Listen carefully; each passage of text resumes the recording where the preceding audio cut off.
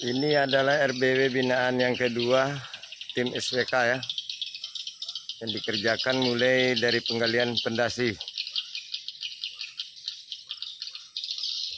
Kami diberi kepercayaan untuk membangun RBW ini sampai selesai. Terima kunci ya. Ini salah satu bentuk desainnya. Karya tim SWK, sahabat Walet Pansing. RBW binaan yang kedua yang berada di Kenegrian Kopah.